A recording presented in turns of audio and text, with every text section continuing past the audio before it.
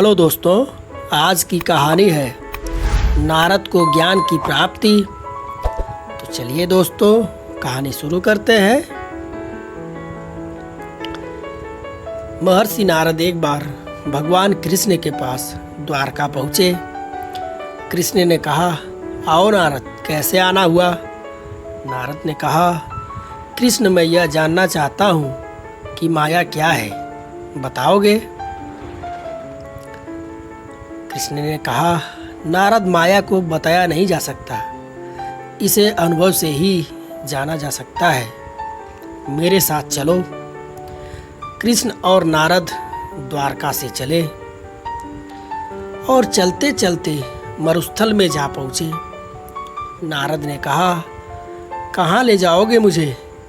भला मरुस्थल में माया का अनुभव कैसे होगा कृष्ण? कृष्ण ने कहा, धीरज रखो नारद।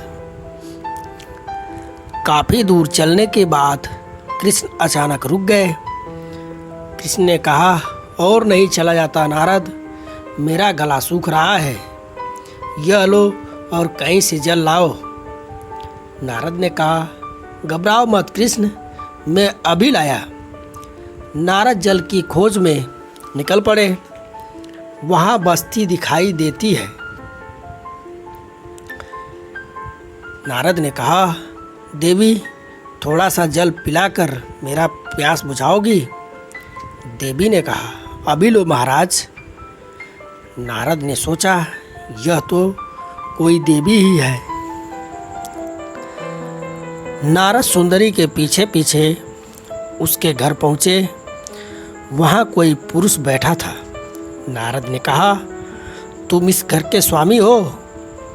उस आदमी ने कहा, घर का ही नहीं, सारे गांव का। तुम्हें क्या काम है महाराज? नारद ने कहा, तुम्हारी पुत्री से विवाह करना चाहता हूँ। उस आदमी ने कहा, क्यों नहीं? तुम नवयुवक हो, स्वस्थ हो, बलवान हो, परंतु मेरी पुत्री से विवाह करके इस गांव में, इसी घर में रहना पड़ेगा। नारद ने कहा, इतनी सी बात? तुम्हारी बात मुझे स्वीकार है। इस सुंदरी को पाने के लिए मैं कुछ भी कर सकता हूँ। इसके बाद नारद जी का दोनों का विवाह हो गया। विवाह के कुछ ही दिनों बाद मुखिया की मृत्यु हो गई। उसका सारा कामकाज नारद को संभालना पड़ा। नारद, यह काम दिन ढलने तक पूरा हो जाए। मजदूरों ने कहा, हो जाएगा मालिक।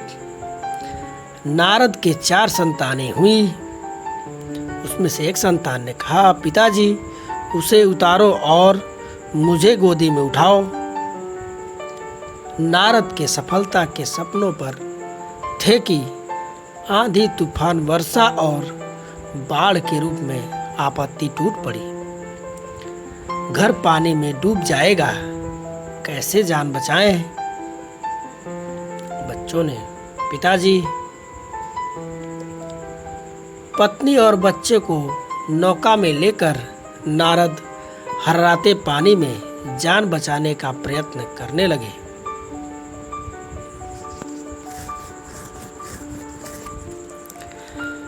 परंतु नाव पलट गई। नारद ने पत्नी को बचा सके न बच्चों को। कहाँ हो तुम? घबराओ मत, मैं अभी आ रहा हूँ। बच्चों, पिताजी।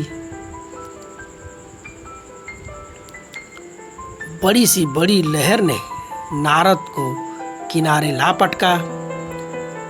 पत्नी गई, बच्चे डूब गए, मैं अकेला जी कर क्या करूँगा? नारद सोचने लगे।